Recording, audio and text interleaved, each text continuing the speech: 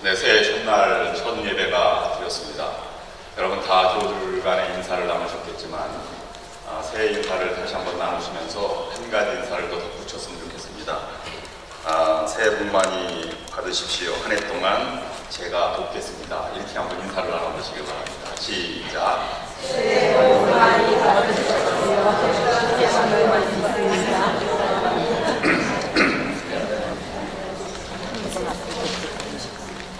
네, 인사를 나누시는 분들은 정말로 도와주시기를 바랍니다. 기도로 돕고 또 온화한 성품으로 도우시고 또 일손으로 도우시고 능력이 되시면 물질로도 도와주시기를 바랍니다. 올 한 해 새해 첫날 예배를 드린 여러분에게 여러분의 가정과 또 여러분의 하시는 일 그리고 우리 교회 위에 하나님의 은혜가 또 풍성함이 충만한 한 해가 될 수 있기를 주님의 이름으로 축원합니다. 어릴 때 하던 놀이 중에서 땅 따먹기 놀이라고 하는 것이 있습니다. 도해지에서는 아스팔트 마당에 분필로 큰 원을 그려서 놀고 또 시골에서는 흙바닥의 마당에 큰 둥근 원을 그리고 자기 집을 선정하고 병뚜껑이나 돌멩이를 3번 튕겨서 자기 입으로 들어오면 자기 땅이 되는 놀이입니다. 여러분 다 해보셨을 것입니다. 얼마나 치열한지 많은 땅을 차지하려고 멀리 보냈다가 자기 집에 못 들어와서 죽어서 상대편으로 순서가 넘어가는 경우가 다반사입니다.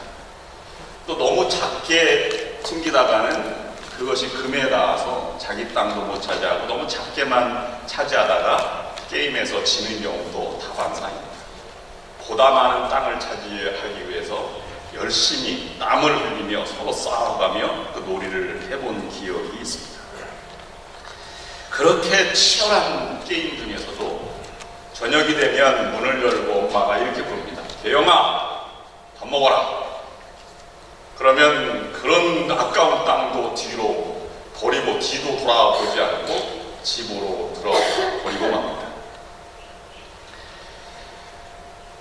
어머니가 왜 저를 불렀을까요? 밥 먹으라고. 왜 밥을 먹으라고 불렀을까요? 밥 먹고 일찍 자고 내일 아침에 학교도 가고 또 열심히 하루를 잘 살아가려고 부르시는 것입니다. 하나님께서 우리를 부르십니다. 왜 부르실까요? 일시키려고 부르셨을까요? 아닙니다. 좋은 것 주시려고, 복을 주시려고 우리를 부르시고 계신 것입니다. 하나님의 부름에 예 하고 뒤를 돌아보지 않고 응답하는 자들을 어머님이 자식을 키우듯이 그보다 더한 손길로 하나님은 우리를 그냥 보내시지 않습니다. 그냥 두고 오시지 않는다는 말씀입니다.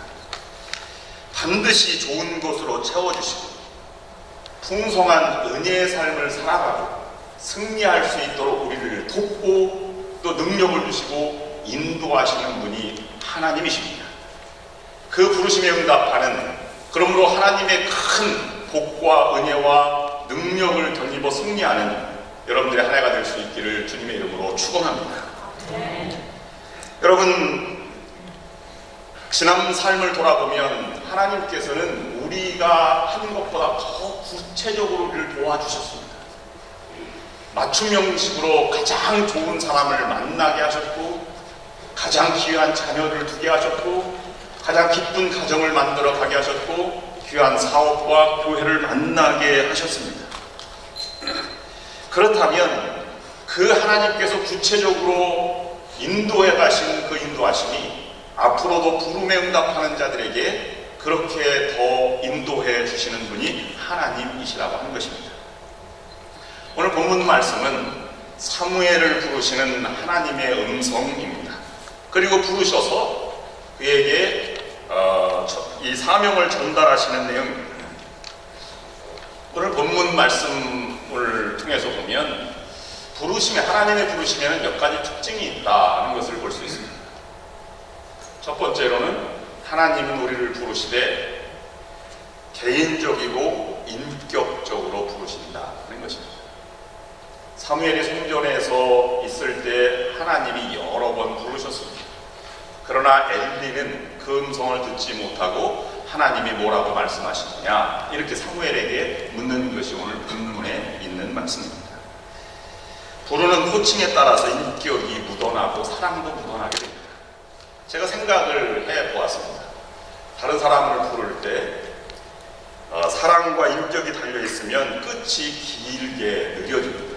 여보, 달링, 하니 이렇게 끝이 느려집니다.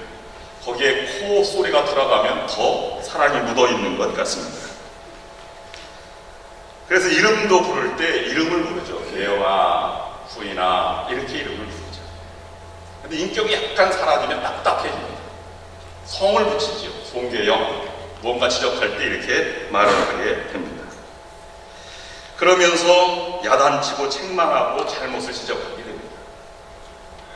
그 다음에 그것도 아니면 호칭 대신 대명사를 쓰게 됩니다. Sir, Mr, 이봐, 자네 이렇게 부를 때에는 인격이 사라진 상황이죠.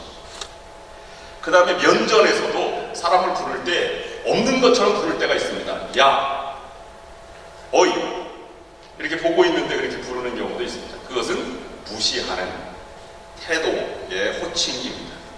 여러분 앞으로 부르실 때 뒤를 길게 이렇게 끌어서 불러보시길 바랍니다. 여보, 목사님 이렇게 길게 끌으시면 정이 더 묻어나올 것 같습니다. 본문에서는 하나님이 어떻게 사무엘을 부르셨을까요? 여러 번 부르는 것이 보입니다만 두 번씩 부르죠. 사무엘아, 사무엘아. 근데 나무도 모르고 사도행전 9장에서도 보면 사울을 부르는 예수님을 묘사하고 있는데요. 거기에 보면 같이 가던 사람들은 아무도 듣지 못하였다. 또는 다른 곳에는 소리는 들어서도 보지는 못하였다. 이렇게 기록하고 있습니다. 하나님의 부르심은 개인적이고도 인격적으로 우리를 부르신다는 것입니다. 두 번째, 하나님의 부르심은 반드시 응답을 동반해야 한다는 것입니다. 부르심에 응답하는 것이 신앙입니다. 부르심에 응답하는 과정 가운데 하나님의 복이 있고 하나님의 은혜가 임하고 있는 것입니다. 부르시는데도 못 들은 척하면 오히려 더 그것이 자기에게 소원해 있는 것입니다. 하나님은 응답할 때까지 1000번이고 1000번이고 그렇게 계속 부르셔서 하나님의 사역자로 부르시는 것을 볼 수가 있습니다. 모세는 나는 싫다고 하였는데도 40년간이나 기다렸다가 모세야, 모세야, 내가 선 땅은 거룩한 땅이니 내 발에서 신을 벗어라 이렇게 말씀하신 것 아니겠습니까? 세 번째로 부르심에는 반드시 해야 할 일을 주신다는 것입니다. 사무엘에게 주신 것은 새 시대를 살아내는 종으로서 생명을 바치는 사역을 펼쳐나가는 그러한 일을 맡기셨습니다. 그래서 사무엘은 대제사장이었고 또 예언자의 사명을 가지고 부르심에 응답한 것입니다. 하나님은 사명을 위해서 부르시지만 그 사명을 감당할 수 있는 능력도 주시는 것입니다. 그래서 오늘 10절 말씀에도 여호와께서 임하여 이런 표현이 나오고 19절 말씀 읽으신 다음 절에는 그와 함께 하셔서 또는 21절 말씀에 여호와의 말씀으로 사무엘에게 자기를 나타내시니라 라고 기록하고 있습니다. 사무엘이 사명을 잘 감당할 수 있도록 하나님이 친히 부어주시는 능력을 표현하고 있는 것입니다. 그래서 또 부르심에는 놀고 싶어도 다시 응답해 가는 과정 가운데 있는 것처럼 부르심에는 고난과 또 축복이 동시에 있음을 우리가 볼 수 있습니다. 사무엘을 부르신 것은 엘리 가문의 죄악을 폭로하고 심판을 선언하는 가혹한 사명을 전달하는 역할이었습니다. 사무엘로서는 순종하기 어려운 사명이었지만 그러나 그 사명에 부르심에 응답할 때 하나님은 사무엘을 더 크게 왕을 세우시고 기름 부으고 이스라엘을 지도하는 예언자로 삼아 주신 것입니다. 하나님께서 올 한 해 여러분 표대로 우리를 부르십니다. 저는 세 가지로 올 한 해의 큰 목회의 철학과 줄기를 잡아가려고 하고 있습니다. 첫 번째는 하나님은 우리를 참된 예배자로 부르신다는 것입니다. 하나님이 원하시는 공동체는 예배가 살아있는 공동체입니다. 예배드리는 교회가 참다운 칭찬받을 만한 아름다운 교회입니다. 우리는 올 한 해의 삶에 있어서 가장 예배를 우선시하고 또 그것을 통해서 새롭게 영적인 능력을 얻어 기쁨으로 은혜 가운데 살아가는 한 해가 되었으면 좋겠습니다. 이스라엘 백성이 출애굽한 다음에 광야의 40년간의 시대를 거쳐서 요단강을 건너 가나안 땅에 들어갔습니다. 가나안 땅에 들어가서 여리고성을 첫 성을 점령할 때 법궤를 맨 제사장이 여리고성을 돌고 일곱째 날에 7바퀴를 돈 다음에 함성과 함께 여리고성이 무너졌다고 했습니다. 가나안 땅에 들어와서 법궤를 메고 여리고성을 돌았을 때 그냥 성이 무너졌을까요? 저는 그렇지 않다고 생각을 합니다. 40년간 하나님께서 십계명을 비롯한 신명기 법전을 내려주셨고 또 성막을 짓는 과정을 통해서 하나님 중심으로, 회막 중심으로, 성막 중심으로 예배하는 공동체가 되었기 때문에 그들은 하나님의 율법의 말씀을 가장 귀하게 여겼고 하나님의 명령을 목숨보다 더 중요하게 여겼기 때문에 그들은 하나님의 말씀을 의심하지 않았습니다.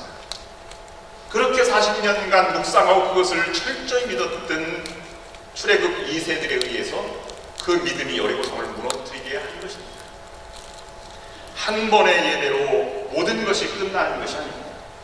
수없이 반복되는 은혜와 수없이 반복되는 하나님의 감격 가운데 새로운 능력이 되어서 하나님을 철저히 신뢰하면 하나님께서는 그로 하여금 참된 예배자가 되게 하시고 세상에서 승리자가 되게 하신다는 사실입니다. 한번 주일 예배가 별것 아니라고 생각할 때가 있습니다. 그러나 한 주일 한 주일을 목숨과 같이 예배드리는 자에게 하나님께서는 함께 하시고 그를 통해서 하나님의 사역을 이루어 가시는 것입니다. 하루는 어느 교인이 신문에 다음과 같은 글을 보냈습니다. 어느새 교회를 다닌 지 30년이 되었습니다. 그동안 들은 설교만도 3,000편이 넘을 것 같은데 그 중에 생각나는 설교라고는 하나도 없습니다. 그래서 내린 결론은 듣는 사람이나 전하는 사람이나 모두 시간 낭비하고 있다는 것입니다. 그러니 교회를 왜 가야 합니까? 이 신문기사가 자그마하게 실렸는데요. 찬반 양론이 논쟁이 벌어지기 시작했습니다. 그래도 필요하다는 측과 나도 기억이 안 난다는 측, 이런 여러분 생각해 보시면 지난주 설교 제목을 기억하는 분들이 많지 않으실 것입니다. 그런데 한 사람의 편지를 실린 다음에 그 논쟁은 종결을 짓고 말았습니다. 그는 이렇게 편지를 보냈습니다. 제가 결혼한 지 벌써 30년이 됩니다. 그동안 제 아내가 저를 위해 차려준 상만 32,000번이 넘는 것 같습니다. 하지만 그 중에 제가 한 번이라도 상에 올려왔던 음식 전체 메뉴를 다 기억하는 식사는 한 번도 없습니다. 그러나 제가 확실히 아는 것이 있습니다. 그것은 아내의 음식이 지금까지 저에게 필요한 양분을 공급해 주었고 저로 하여금 건강하게 살면서 열심히 일할 수 있는 힘을 제공해 주었다는 사실입니다. 많은 사람들이 불필요하다 생각하는 영적인 사역들이 있습니다. 기도하고 성경을 보고 찬송 부르고 예배를 중요시하는 것입니다. 그러나 거기에 정말로 하나님과 연결되는 거룩한 교제와 성령의 능력과 신비한 감격의 능력이 녹아있게 된 것입니다. 그 경험을 통해서 우리는 거친 성경도 이겨나갈 수 있는 능력을 우리가 차지하게 되는 것입니다. 우리 교우들이 비교적 연로하신데도 불구하고 건강히 살아가시는 이유 중에 하나는 분명한 목표가 있다는 것입니다. 매 주일을 목표를 삼아 그것을 기다리고 주일을 꿈꾸며 한 주간을 살아간다는 것입니다. 그것이 우리의 힘의 원천이 되고 강건함의 원천이 되는 것이라 저는 믿습니다. 부르심에 참여하고 그리고 예배를 통해서 하나님의 능력을 받아들이는 것이 중요한 것입니다. 두 번째, 하나님은 우리에게 복음의 증인으로 우리를 부르십니다. 여러분, 올 한 해에는 나에게 복음을 전하시기 바랍니다. 내가 정말 구원의 감격 속에 살아있는지, 우리 가족에게, 내 주변에게 복음을 전하는 자가 되어야 할 것입니다. 여러분을 구원의 감격으로 부르시는 것은 여러분 자신뿐만 아니라 그 복과 구원의 감격을 나누라고 우리에게 허락해 주신 것입니다. 힘들어도 구원의 기쁨이 있다면 전하지 않겠습니까? 여러분, 손자, 손녀 또는 자녀들이 얼마나 귀하고 얼마나 기쁨을 줍니까? 그래서 그 사진을 보여주고 전하기 위해서 너무 애쓰지 않습니까? 그러나 여러분, 여러분의 구원의 주님이 손자, 손녀만큼은 못합니까? 구원의 감격이 있다면 전해야 되지 않겠습니까? 스펄전 목사님이 한 번은 그리스도의 증인이라고 하는 제목으로 설교를 하였습니다. 부흥회를 한 다음에 그 설교에 너무 감동한 한 청년이 와서 스펄전 목사에게 이렇게 말했습니다. 어떻게 하면 복음의 증인이 될 수 있습니까? 우리 위대한 전도 사역의 전도 그 클럽에 내가 들어가서 정말 멋진 전도의 삶을 살고 싶은데 어떻게 하면 되겠습니까? 그랬더니 스펄전 목사님이 이렇게 말했습니다. 당신의 직업이 무엇입니까? 네, 저는 기관사입니다. 그러면 당신 기차에서 연료를 집어넣는 화분은 예수를 믿습니까? 그랬더니 저는 제가 생각할 때 믿지 않는 것 같습니다. 그래서 스펄전 목사님이 이렇게 말했습니다. 형제여, 그것이 바로 당신이 해야 할 가장 첫 번째 일입니다. 그것을 위해서 당신을 부르신 것입니다. 많은 사람들이 예수님을 믿고 나면 이제 선교나 전도 또는 목회 등 어떤 특별한 일을 하여야만 한다고 생각을 합니다. 하지만 하나님은 1차적으로 우리에게 각각 부르심을 받은 그대로 하나님과 함께 거하라고 말하고 있습니다. 우리가 하고 있는 것이 하나님의 이름에 욕을 돌리는 일이 아니라면 우리가 주님께 하듯 충성을 다할 때 그것을 통해 주님을 영광스럽게 만들고 주님께서 영광을 받으실 것입니다. 불행한 것은 많은 그리스도인들이 현재 하고 있는 일에 충성을 다하지 못하면서 다른 큰 일을 바라보고 희망하고 있다는 사실입니다. 세 번째로, 하나님 우리를 부르실 때 작은 예수로 살아가라고 부르십니다. 작은 예수는 희생이지, 헌신입니다. 목숨을 내놓고 살아가는 것입니다. 하늘에 썩어지는 비단이 되기를 결단하는 것입니다. 오늘 우리가 성찬 예식을 합니다. 그리스도의 살과 피를 먹고 마십니다. 그분처럼 살기를 참여하는 과정입니다. 우리는 그럼에도 불구하고 십자가를 지기보다는 자존심을 세우려고 합니다. 인정받으려고 합니다. 썩어지는 비단이라고 하는 것도 구호에 불과할 때가 너무나 많이 있습니다. 허드슨 테일러가 한 청년으로부터 질문을 받았습니다.